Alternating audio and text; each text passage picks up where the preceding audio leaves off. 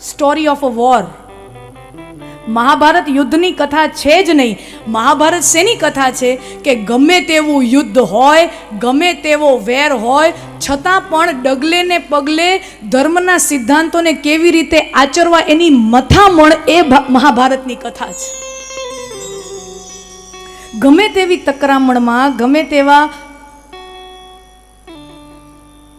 ગમે તેવા ઉગ્ર વિવાદમાં પણ ધર્મને કેમ ટકાવી રાખવો એની મથામણ કૌરવોના પક્ષે છે ને એની મથામણ પાંડવોના પક્ષે પણ છે. મહાભારતની કથા એટલી સુંદર એટલા માટે છે કે એમાં કૌરવો 100% વિલન નથી અને પાંડવો 100% હીરો નથી. હા, તમે પાંડવો બહુ હીરો છે એવું પણ ન માનતા કે પાંડવોથી કોઈ પાપ નથી થયા, કોઈ ભૂલ નથી થઈ ને એકદમ સરસ મજાના જીવનમાં દાગ રહિત જીવન છે, પાપ રહિત જીવન છે. તો એ વાતય નથી. પાંડવોને પણ એના પણ પાપોના ઉલ્લેખ છે.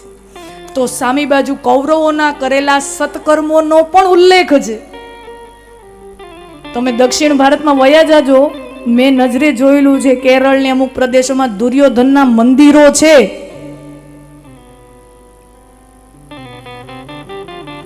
દુર્યોધનના મંદિરો છે. કોઈ માણસ મંદિર શું કામ બનાવતું હોય? કાંઈક એને કાંઈક તો સારું કામ કર્યું હશે ને સમાજ માટે, તો સમાજ એને યાદ કરે. ઘણા અને સાચું કહું, દુર્યોધનના રાજ્યમાં પ્રજા સુખી હતી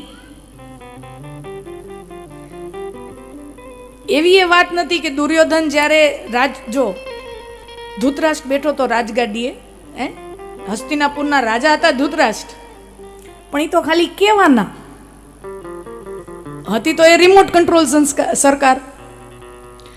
રાજા ધૃતરાષ્ટ્ર હતા પણ એ રિમોટ ચાલે કોનાથી? દુર્યોધનથી.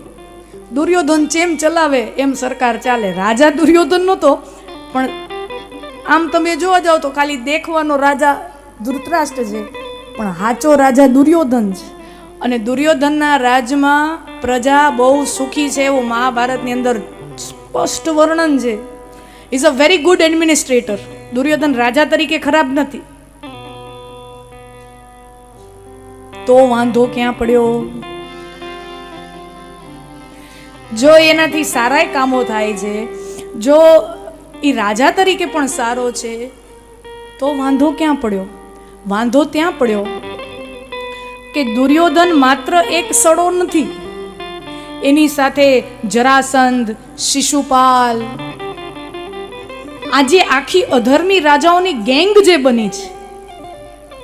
અને તમે દુનિયામાં નજર કરજો, વ્યવહારિક જીવનમાં જે સારો માણસ હોય ને એકલો હોય અને ગુંડાઓમાં સંપ હોય.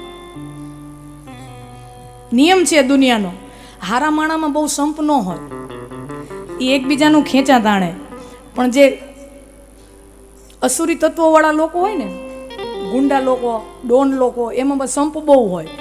કારણ કે એનું કામ જ એવું છે, સંપ ન હોય તો કામ થાય જ નહીં. ખોટા ને ખરાબ લોકોમાં સંપ બહુ હોય. તો એ જે આખો અધર્મી લોકો રાજાઓનું ગેંગ બનાવીને બેઠો છે દુર્યોધન, આ બધાયનો એકી સાથે જો નિકંદન કરવું હોય તો એક મહાયુદ્ધ સિવાય બીજો કોઈ આશરો છે ને. એકી સાથે એ સિવાય કોઈ રસ્તો નથી.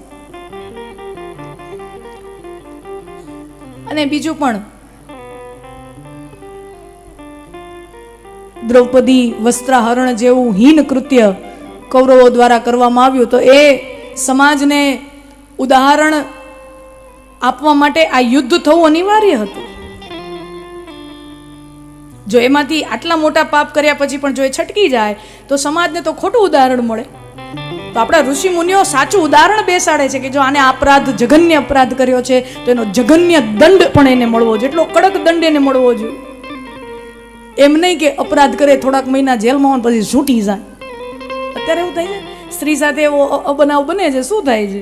થોડાક મહિના જેલમાં હોય, થોડાક દી 15 દી હોય ને પછી છૂટી જાય. ના, આપણા ઋષિઓએ દ્રષ્ટાંત બેસાડ્યું છે કે એવો દુષ્ટ અપરાધ થાય છે તો એને આખા એના કુટુંબ સાથે એનો વિધ્વંસ થવો જોઈએ. આ મહાભારતની કથા છે. સાથે સાથે કૃષ્ણ જેવા શ્રી કૃષ્ણ પરમાત્મા જ્યારે કૌરવોની સભામાં કૌરવો અને પાંડવો વચ્ચે જે જુગારની રમત રમાય છે, યુધિષ્ઠિર અને શકુની, પાંડવો તરફથી યુધિષ્ઠિર રાજા છે અને કૌરવો તરફથી શકુની છે, શકુની મામા. તો ત્યાં કૃષ્ણ ભગવાન નથી, ઈ સભામાં કૃષ્ણ ભગવાન હાજર નથી. મહાભારતમાં વર્ણન છે. તમે જોજો પાંડવોના જીવનમાં જ્યારે જ્યારે ક્યાંક મુખ્ય વળાંકની ઘટનાઓ બને છે ને ત્યાં બધાએ જગ્યાએ ભગવાન હાજર છે. આ એક જ જગ્યા એવી છે જ્યારે શ્રી કૃષ્ણ હાજર નથી. અને ભગવાન પોતે મહાભારતમાં કહે પણ છે યુધિષ્ઠિરને, હે રાજન, હે યુધિષ્ઠિર, હું જો ત્યાં ઉપસ્થિત હોત ને તો તમને ત્યાં રમવા માટે હું અનુમતિ આપત જ નહીં, જુગાર રમવા માટે હું તમને છૂટ આપત જ નહીં. અને એમ કરી અને વ્યાસજી કૃષ્ણ ભગવાનના મોઢે સુંદર મજાનો શ્લોક બોલાવડાવે છે. સુંદર મજાનો શ્લોક વ્યાસજી શ્રી કૃષ્ણના મોઢે બોલાવડાવે છે. ભગવાન કૃષ્ણ યુધિષ્ઠિરને ઠપકો આપે છે કે હે યુધિષ્ઠિર, તમે આ ખોટું કર્યું છે, જુગાર રમ્યું, સારું નથી કર્યું. અને એમ કરીને જુગારના 3 ગેરફાયદા. હા, મહાભારત અદ્ભુત હે યાર, ઇટ્સ અ વન્ડરફુલ એપિક. જુગારના 3 અનિષ્ટો બતાવ્યા. આ તો સ્મરણમાં આવી ગયું, તમને વહેંચતી જાઉં. જુગારનું પહેલું અનિષ્ટ દુર્ગુણ એ કે એમાં આખા જીવનની કમાયેલી સંપત્તિ 5 મિનિટમાં ગવાઈ, એનું નુકસાન થઈ જાય એનો સંભવ છે. અને છતાં પણ એની લત લાગી જાય એવો એની અંદર ગુણ છે. જે માણસ હોય રમતો હોય એને પહેલે એને પોતે ખબર જ હોય કે આખું જન્મનું કમાયેલું બધુંય 5 મિનિટમાં વયું જાય એવી શક્યતા છે, છતાંય પોતે એમાંથી ઊભો ન થઈ શકે એવું લત લગાડી દે એવો દુર્ગુણ જુગારમાં છે. ભગવાન શ્રી કૃષ્ણના શબ્દો છે. પહેલું, નુકસાન થવાનો સંભવ છે છતાંય મુકાતું નથી એવી લત છે. બીજું, જુગાર એક એવી પ્રવૃત્તિ છે કે જેમાં પૈસાનો તમે ભોગ ન કરો છતાં પણ પૈસાનો નાશ થાય છે. આમ તમે જુઓ, ધનનો કોઈ પણ રીતે ભોગ કરીએ ને તો ધન નાશ થાય. કાં તમે સારા કપડાં લીધો તો 1000 રૂપિયાના કપડાં લીધા તો એટલે 1000 રૂપિયા નાશ થયા, પણ કાંઈક મળ્યું ને. સારી પહેરવાની એક જોડી, હે બેનો, 5000ની સરસ સાડી તો મળી ને. ખિસ્સામાં 5000 હોય એનું શું વેલ્યુ, એની શું કિંમત? અહીંયા આમ સરસ સાડી હોય એમાં મજા આવે ને. 5000 ગયા ખરા, પણ કાંઈક મળ્યું તો ખરું ભોગવવા માટે. સુંદર વસ્ત્ર મળ્યું તો એ ભોગવ્યું, એ બરાબર છે. કરોડ 2 કરોડનો બંગલો લીધો, ફ્લેટ લીધો, પૈસા ગયા પણ ઘર મળ્યું. પૈસા નાશ પામ્યા પણ કાંક મળ્યું. ગાડી લીધી 15 લાખની, જેના દર વર્ષે ભાવ ઘટવાના છે, પણ છતાંય ઠાઠથી એક જગ્યાએથી બીજી જગ્યાએ જશું, કાંક મળ્યું તો ખરું, સમથિંગ ટુ ગેઇન. જુગાર એક એવી પ્રવૃત્તિ છે જેમાં મળતું કાંઈ નથી છતાંય પૈસાનો નાશ થાય છે. You don't gain anything yet your money goes.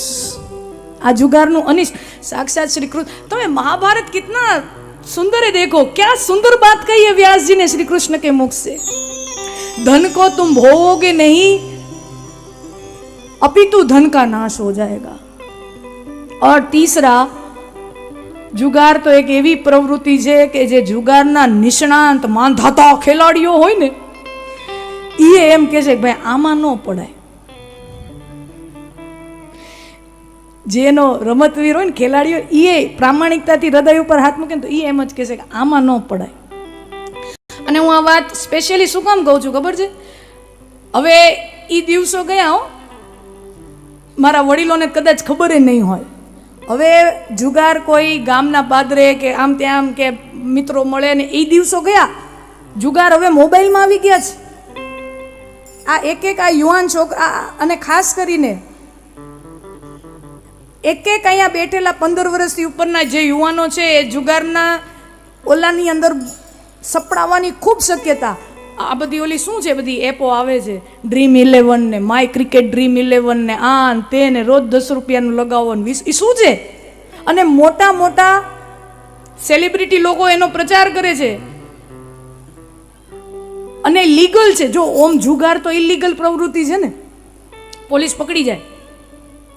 પણ હવે નવું જે રૂપ લઈને આવ્યું છે ને જુગાર, જે યુવાનોના ખીચા સુધી પહોંચ્યું છે, એ પાછું લીગલ છે.